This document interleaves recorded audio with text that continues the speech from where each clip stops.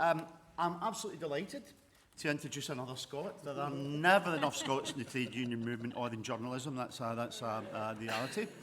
I'll see you later. I'd like to introduce Pippa Crerar.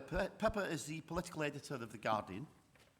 She has been the political editor of The Guardian since 2022, having previously worked at the Evening Standard, and is deputy political editor at The Guardian. Sounds like a reputation. Thank you. She became political editor of the Daily Mirror in 2018. You've seen my notes. She has also appeared regularly in broadcast media, including The Week in Westminster, The Andrew Marr Show, and Politics Live. She's also served as chair of the Parliamentary Press Gallery in 2020 and 2021. While at the Mirror, she became well known for her reporting on the Partygate scandal, with a series of articles from November 2021 onwards about events in Downing Street during lockdown. She had previously, in May 2020, revealed Dominic Cummings' trip to Barnard Castle while experiencing symptoms of COVID-19 in breach of the rules in place at the time and in search of an optician, apparently. Pippa was named Political Reporter of the Year in the 2020 Society of Editors Press Awards and received Scoop of the Year at both the British Journalism Award and the London Press Club Awards. Pippa, I'm delighted to welcome you this afternoon, and the floor is yours. Thank you very much. Yeah.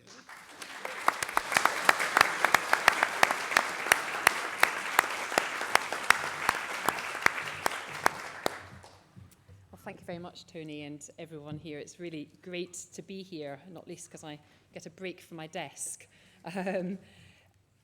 On days like today, though, when one national newspaper splashed on the Whitehall blob, being blamed for what looks like to me politicians' inability to understand the complexities of an issue like Brexit, I'm sometimes surprised that civil servants want to speak to or to engage with journalists at all.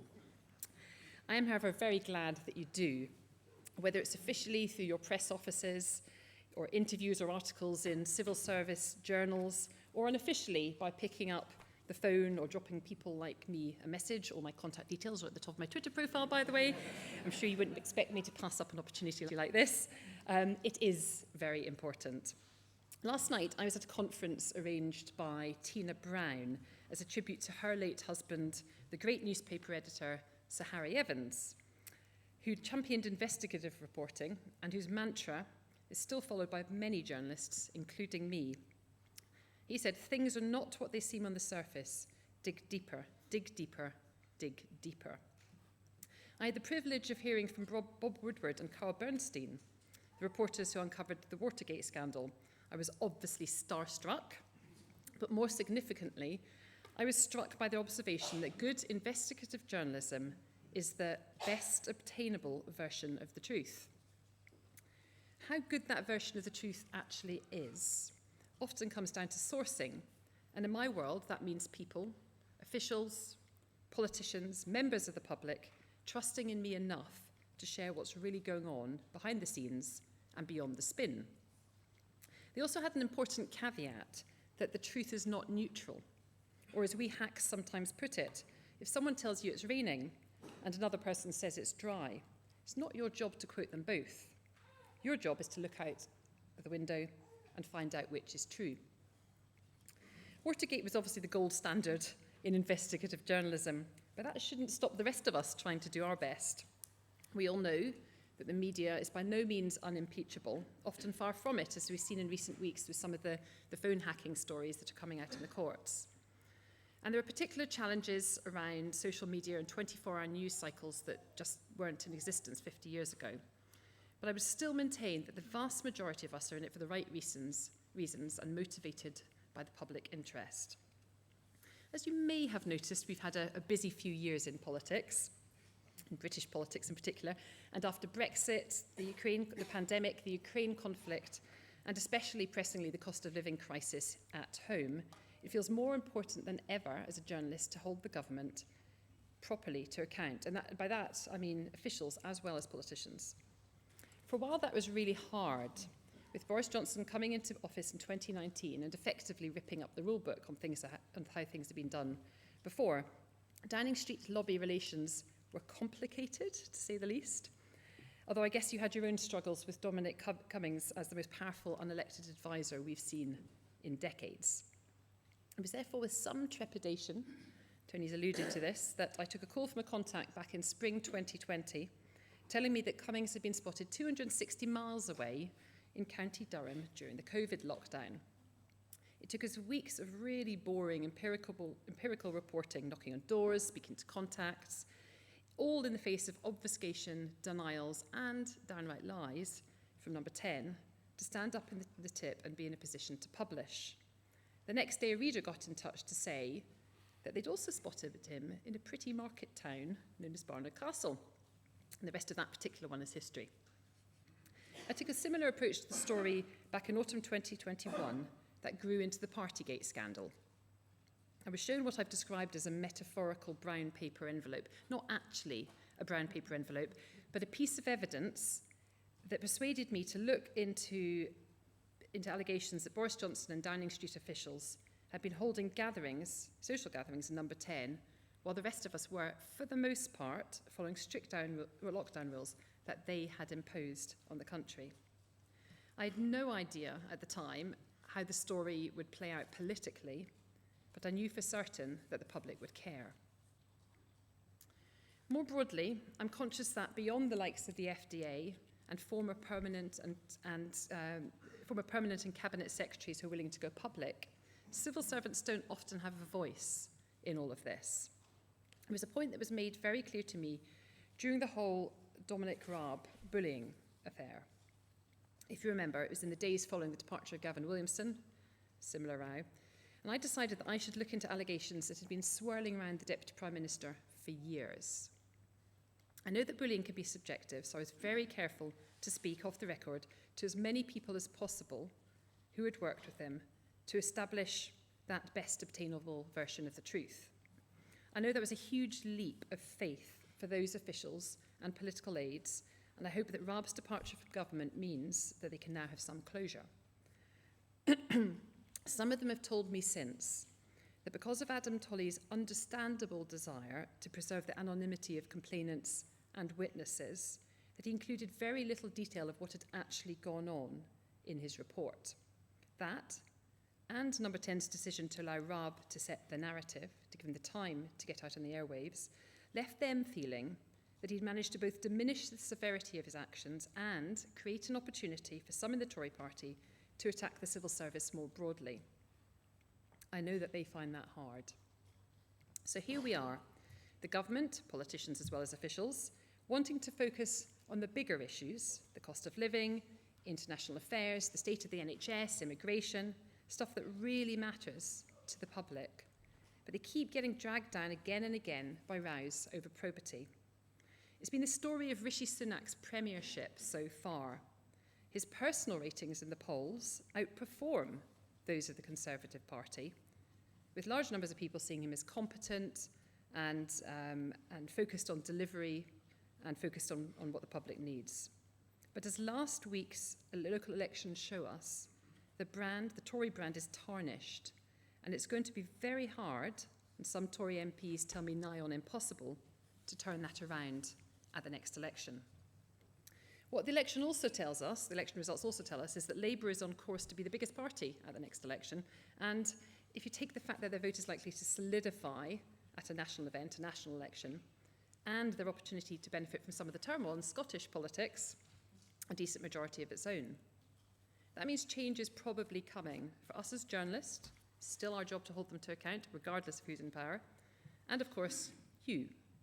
For the civil service, though, it also offers an opportunity to reset the relationship with government. I know that for many of you, this already functions perfectly well day to day, but for others, it does not.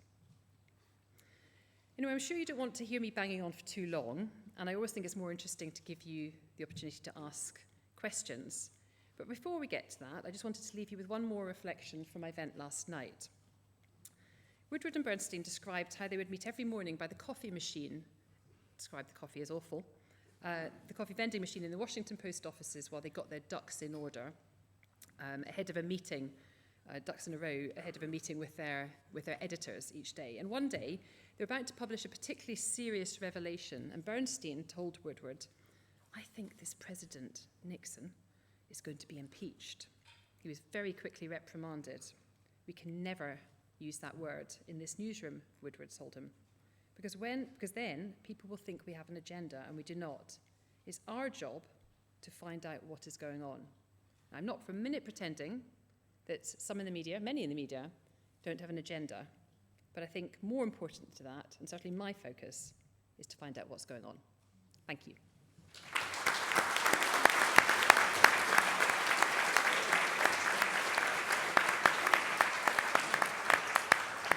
So thank you, Pippa. That was excellent. And again, a great reception in the room, so fantastic. And thank you very much for offering to take some questions. We'll take some questions within the room, and we also have an audience in Zoom who, remember, use the Q&A function. And we'll try and pick some questions up here from the front. So who's got the mics? Well, we start here. Go on. Cheers, Win. Thanks, Pippa. Where do you imagine you might be looking for stories by the next Parliament? So do you mean post-election rather than post-King's speech? Well, I think it's difficult to say at the moment because we know very little about what Labour are actually going to be their main priorities in government. And it's actually been a big criticism that's been levied at them. And Keir Starmer has said that he had a 3-point plan. Part one was to, in his words, detoxify the Labour brand, all the anti-Semitism allegations and so on, and to change some of the internal rules. And very few of us thought that he was going to be able to do that at all, certainly not so quickly, yet he seems to have achieved that. Part two was going to be to, in their words, take the fight to the Tories. Well, I think they were ably helped by some government ministers in that. In fact, both of the most recent former prime ministers. But part two of their sort of plan for government, if you like, or to get into government, has been done. And part three, which I think is the hardest bit, is persuading the public that actually they can be the party of change and that they can make people's lives better. Now, I don't hear much of that from them at the moment, despite their sort of 5 missions and all their protestations that they're doing all this policy work. We kind of know broad brush what they'd like to do, but they claim that they are struggling with the, I suppose, inevitable mistrust of the public towards political promises. People feel they've been let down and won't necessarily believe them, and also the very stark economic realities that any incoming government is going to face. And that between those two things, they're very cautious. I mean, they're very cautious about everything, frankly, but they're very cautious about overpromising. So when we eventually hear a little bit more about what sort of policy areas they're going to be focusing on, then I suspect those will be the areas that I'll be looking at. I mean, it'll be big change, because regardless of the number of different Tory administrations we've had in the 13 years, if Labour get into power, that'll be the biggest change of the lot, despite the limitations because of the financial backdrop. And I think I'll be looking, for example, very closely at, when they talk about the NHS, they talk about NHS reform. What does that actually mean? Does that mean using elements of the private sector? Does that mean, how radical will that change be? And what will the impact be of that? And I suppose that applies across the public services. I mean, Keir Starmer talks about, he was a very senior civil servant for a long time. He ran a huge organisation, so he has probably more insight than lots of politicians that go into that role. And if he does get that job, I think he will probably be more conscious of what sort of challenges you face day to day. But there will also be probity scandals, because there always are. And, we've seen the last couple of days with some of the sexual harassment and assault allegations that have been levied at senior Labour Party officials senior Labour Party official singular, and today the latest you may not have heard yet against a shadow front bencher. These things apply regardless of party. And while I anticipate there probably being fewer sort of semi-corruption style dubious links with big businessmen and financial sector, just because that's, the Labour Party are generally a different set of people, different links, different backgrounds, there will be other probity scandals, because there always are. Thank you, Pippa. So we've got a question online. So this is from Matthew in Zoom, who asks, how do you think the relationship between media and politicians will evolve, considering the nadir of some outlets being shut out of the Home Secretary's recent trip to Rwanda? Yeah, us. The Guardian wasn't invited, the FT wasn't invited, and the Eye, Independent, most broadcasters apart from GB News. So there's quite a lot of us weren't invited on the trip, and we complained because it was a taxpayer trip. It was a British government trip, and Suella Braverman was going to promote her Rwanda policy, and we felt we should be there to ask her questions. They didn't agree, and I don't know what went on behind the scenes. Maybe some people in this room do who'd care to share. But we put in our request to the civil service side of the operation, to the official side of the operation, and our complaint, but it was knocked back by the political side. And it's not just Suella Braverman, it's happened also with Rishi Sunak, and there's been a couple of occasions where he's gone on visits and he's taken 2 or 3 reporters, and Number 10 say it's an exclusive. So, that's our decision. It is, of course, always their decision to offer exclusives, but when it's a government trip to promote a government policy funded by the taxpayers, our readers, then I think that we have a right to be there to ask the questions. So it's, it's much better than the relationship was when Boris Johnson was in Number 10, but it's by no means straightforward. And I don't suppose it'll be, I think we'll inevitably have our bumps in the years ahead. Either Rishi Sunak will come back to government and be emboldened by having won a general election, or against the odds, or Keir Starmer will come in, and Labour are characterised by caution across the board. They're also very conscious that there's a very strong right of centre media that probably won't be very happy about Labour being in power and will make their lives difficult. Much of it fine, they should hold them to account, but some of it will be very sort of personal and political. And they'll have that to contend with as well. So, I'm old enough to have been around in the noughties. I first joined the lobby in 2002 when Labour was in power. So, Alistair Campbell was Director of Communications at the time. So, they're not immune to having robust relationships with the press either. Thank you. Oh, there's one in the centre here, and then we'll take a gentleman at the back.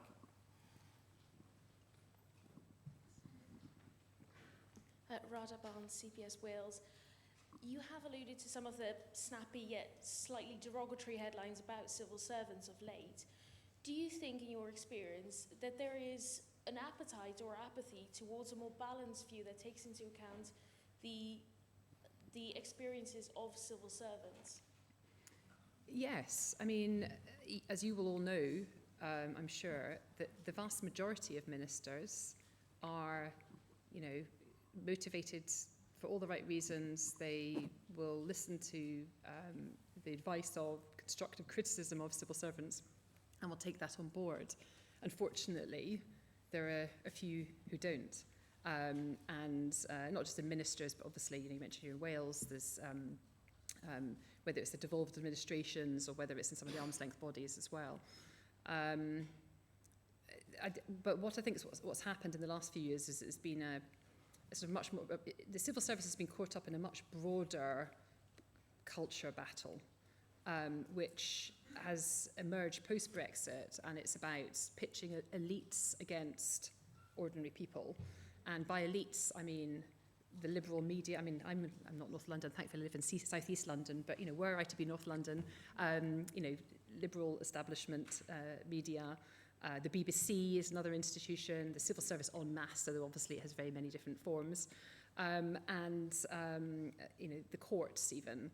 And they've been a useful enemy for some of the sort of political positioning that has gone on post-Brexit by the right wing of the Conservative Party. So I think that whatever happens next, whether that's Rishi Sunak or Keir Starmer as Prime Minister, I think that will change. I hope that will change. I'm an optimist, you've got to hope. And I see it as partly as my job and the job of my colleagues in the lobby and across journalism more broadly, that if, to call that behaviour out, particularly as I mentioned, because civil servants don't generally have a voice of their own, whether that behaviour manifests itself by Jacob Rees-Mogg, doing the tour of the studios, talking about the Whitehall blob, or whether it manifests itself by ministers privately mistreating civil servants, then I think it's the press's job to challenge that. And it's also other politicians' job to challenge that. And I know that there's some concern in the civil service that the mechanisms for which you can do that aren't necessarily fit for purpose. But those are all the things that I think an incoming Labour government would look at, and I think Rishi Sunak, should he be re-elected, will have to. Thank you. Gentleman in the back? Thanks very much. I'm Shri from the GLD-AGO branch. My question is about the media as an industry itself. Many media organizations are businesses, and so their agenda, if they have one, is to make money. But in some ways, they're a business in trouble with the rise, as you mentioned, of social media, maybe a feeling among their audience that news should be free. And I'm wondering how that plays a role in your experience in terms of making your job to find the truth harder when the business is in trouble and therefore your leverage, as it were, is less. Yeah, I mean, it's leverage, but it's also a resource. And broadly in this country, the written media, I mean, it's digital now rather than newspapers, but digital and newspapers together are divided into three categories in terms of ownership structures. Obviously, there's also the BBC and the various private companies that run and government stakes in the broadcasters. But those three ownership structures are either ultimately shareholders, so editors always having to take into account the bottom line when it comes to squeezing as much profit as they can out of their products, and inevitably now we all have targets in terms of the amount of stories you've got to get online and all that sort of thing. And I spent a long time working for Reach, which owns the Mirror, and then there's the second type, which is the multi-billionaire proprietor, often based overseas. So I worked for the Evening Standard for a long time, Evgeny Lebedev, based here, but nevertheless, multi-billionaire, British-Russian.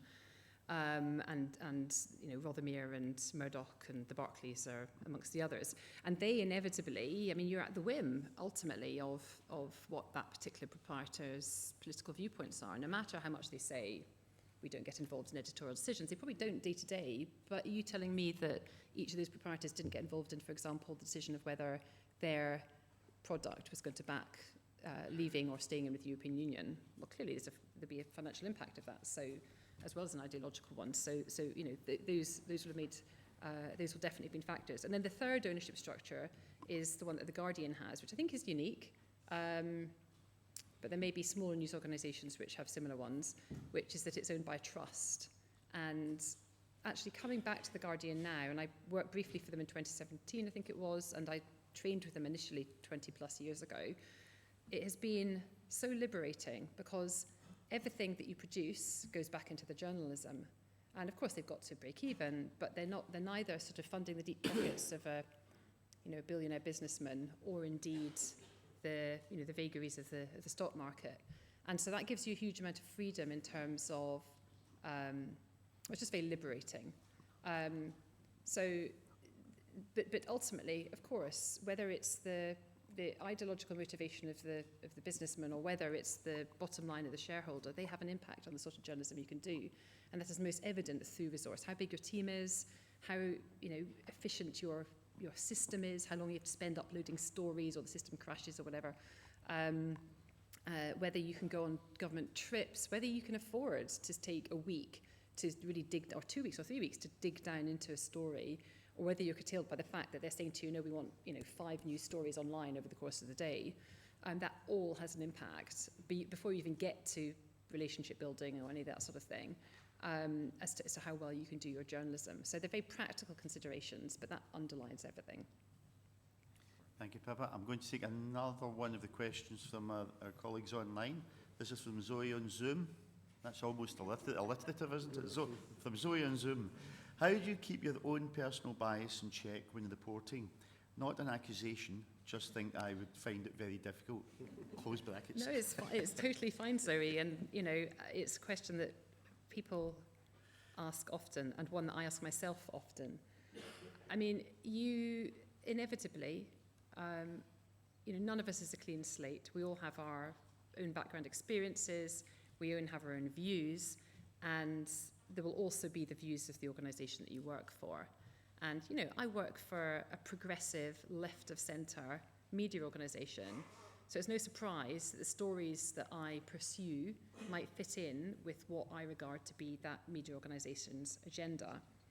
But, and that equally applies for, you know, my friends and colleagues on the Telegraph or the Mail or the Sun. But yeah, but within that, I guess there's a sort of, particularly when it comes to questions about integrity and politicians' integrity, I do think you kind of have to check yourself quite a lot and make sure that you are motivated by doing it, you know, for the right reasons. Now, because of the whole Partygate thing, I had a whole load of people, you know, trolls online and so on, saying to me, oh, you're only doing it because you're out to get Boris Johnson, you're trying to bring him down. That wasn't my motivation. My motivation was exposing the sort of behaviour that I didn't think a Prime Minister should have exhibited. And it wasn't just about Partygate, there was other stuff too. And I spent about 8 years of my career at the Evening Standard covering, as well as Westminster, the City Hall beat when Boris Johnson was Mayor of London. So got to know him really well and people around him, you know, family, friends, advisors, officials, and felt I had a real measure of the man. So I could see that he's a complex individual, and it wasn't all bad. You know, there was lots of good there, as well, some good, as well. And but you know, I use him as an example because every day we wrote a story, and every day I would say to myself, this might be my employer's agenda, and this might be the Labour Party's agenda, but I need to make sure that I'm sticking to the facts. The truth is best. What was the phrase? The best obtainable version of the truth, and try and keep my agenda out of it. But none of us are perfect. Okay, yep. I'll go with Leila, please. Oh, is one up here? Oh, my apologies. We'll take this one first, then we'll get Leila. David Giles, ARC, Liverpool.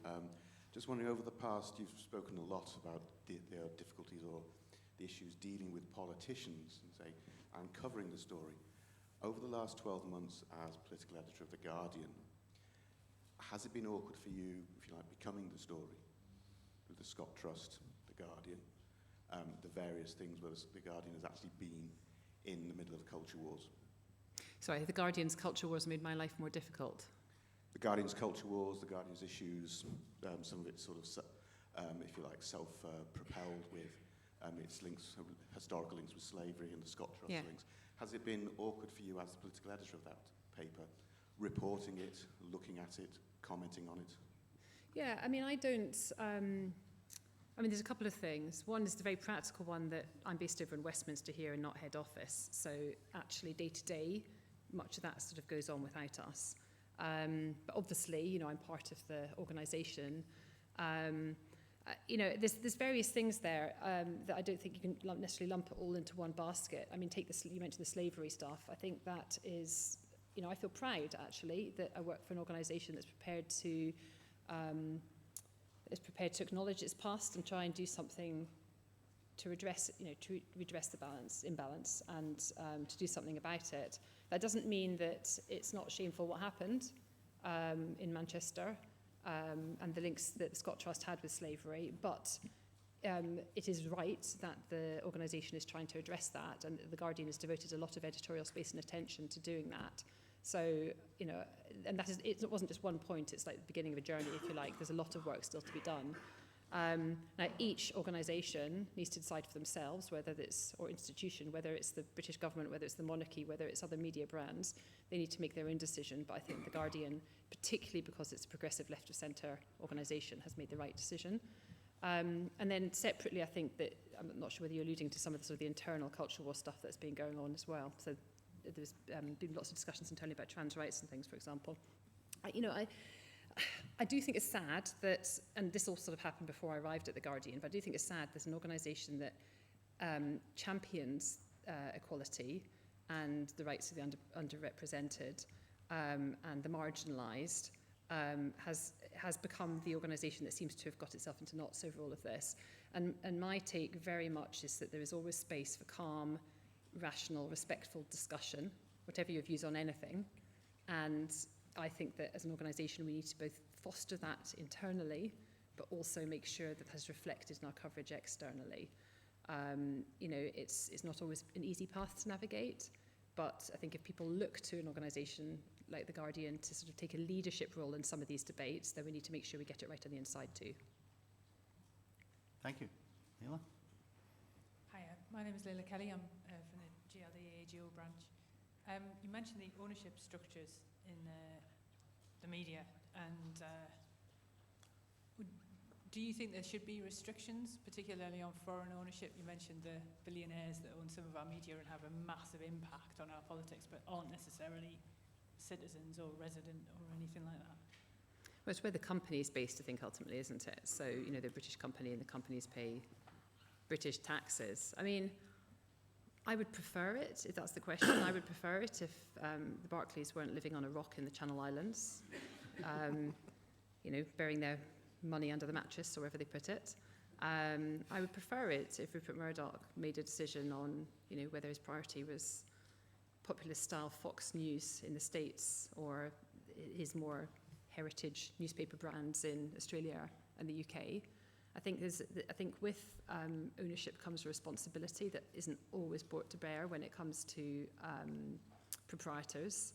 And I think that the closer they are to the people that their brands represent, I think that's obviously healthy. So in terms of like the geography, I think Rupert Murdoch, the Barclays, Rothermere, who I think lives in a mansion in France somewhere, sorry if I've got that wrong,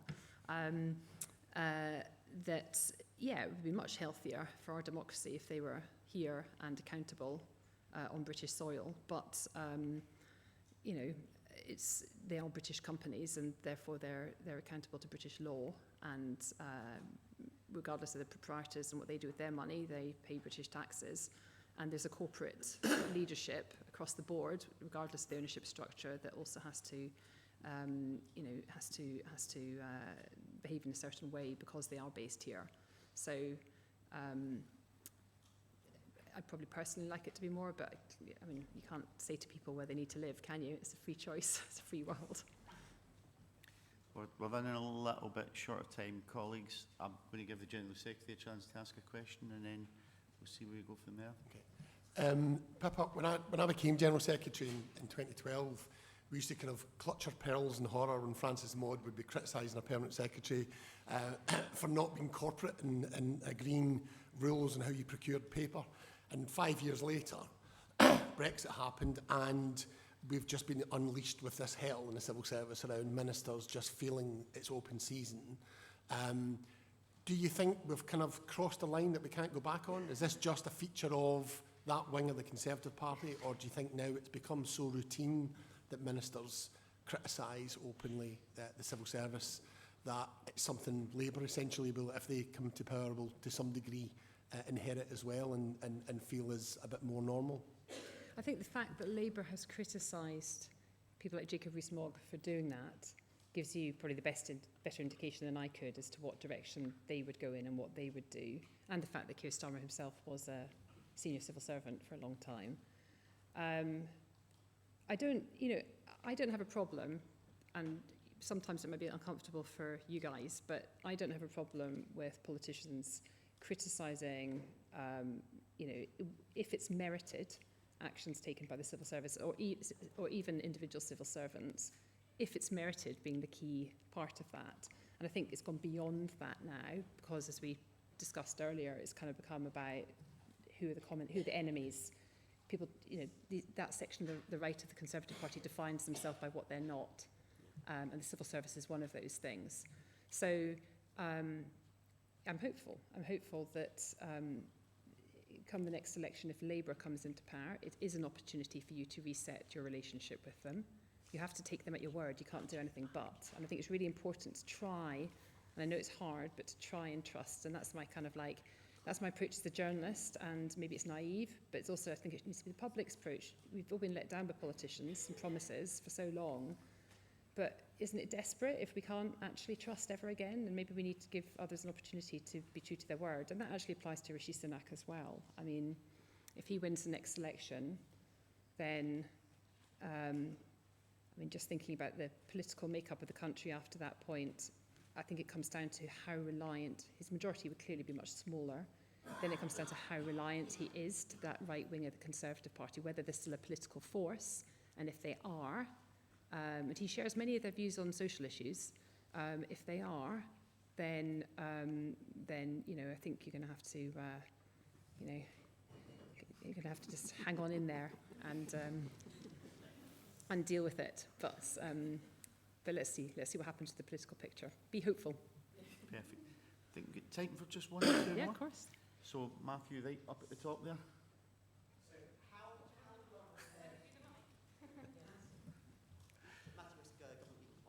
How well prepared do you think mainstream media organisations are to protect their own business models and the integrity of the information flowing in the country from news reporting generated by AI? Oh, this is a huge discussion at the moment. I'd advise you to listen, but probably when you're feeling quite upbeat, because it's pretty dark, to a podcast a colleague of mine did this week, Alex Hearn, on the rise of AI, which has kind of shocked us all slightly at The Guardian. But like I say, it's quite bleak. But I think that for every challenge and a potential difficulty that AI presents, and this is not just doesn't just apply to journalism, it applies across the board. I also think it offers opportunities as well, and it's about marshalling those opportunities and making sure that through legislation, leadership, and culture, we take a careful approach, and so we get the best out of it rather than the worst. And that applies to the media as much as anything. I mean, I will always argue strongly that however sophisticated software becomes, you might be able to automatically generate local stories, for example, after an election based on results, based on data, and you might be able to do explainers as to why particular political circumstances have arisen, but you're never going to be able to replicate the relationships you need to provide proper context and proper insight into journalism and investigation specifically that only a human can bring. And I think we'll get time for just one more, I hope. Yeah, it's fine. Margaret, go for it. Thank you. I don't know if my mic's on. I just wanted to reflect on the fact that in recent annual delegate conferences that we've had three amazing, there we go, there's the mic. In three recent ADC conferences that we've had three amazing speakers, all in political journalism, all women. So we've previously had Laura Koonsberg and Anushka Asthana to come and speak to us. And I just wondered whether you felt that the position that you've reached is indicative of a wider diversification within journalism generally, political journalism specifically perhaps, and whether there's any sort of insight you'd like to share with us. I think Westminster journalism has always been the slowest to diversify. When I first arrived in 2002, it was very white, very public school, very Southeast England, very male. There were a couple of senior women, but none of them had families. And then you fast forward to now, and all your speakers so far have families. And there are, what are we at now? It must be 7 or 8 women political editors across Westminster, and all either have kids or might do at some point, but are too young to just now, or decided they don't want to yet. So, I mean, having children isn't right for everyone, but what I'm saying is that there's definitely been a development in terms of it being a job which people think they can do with kids. In 2009, when I had my first child, and my editor at the time said to me, I don't think that the lobby is a good place for a mother of a young child. Why don't you cover London politics for a bit instead? I was like, that's the sort of decision that I should be able to make myself. Now, I would be stunned if an editor made a decision like that for an individual now. My deputy is a woman. She's off on maternity leave just now. My predecessor was a woman, and she did the job jointly with another woman. There are lots of women in journalism now, and it's getting better. we are still woefully behind in other areas. We have much better ethnic diversity than we have been for a very long time, but weirdly mostly amongst women and not very men. And the one area which I think is we're really woefully lacking at the moment is class, and there's very little class diversity in Westminster journalism. There's some regional diversity, but not class. And we're actually taking it, we are looking at it. We've got a press gallery organisation which we all subscribe to, which has some money in the bank, and we're looking at sort of sponsorships and work experience placements and how we can, and we all go out and talk to people in schools and colleges and so on. But when I first started, there was a substantial chunk of people who hadn't ever been to university, and now everyone's been to university. That's not necessarily, we need people with life experience right across the board. So, yeah, it's still a challenge. Thank you. I think we're just about out of time in terms of questions. Pippa's very kindly going to hang on for the Wendy Jones Award, and we'll see a little bit more of that in a moment or two. But before they do that, I just want to mention a comment that came through in Zoom while you were talking. I think it's lovely. It says, I don't want to ask a question, but I do want to thank Pippa. As civil servants, we don't have the ability to respond to politicians' accusations and criticisms of us publicly, as well as our unions being a voice for this. I feel with the way you've been holding politicians to account recently, you help us have that same voice. And thank you. And thank you from us too.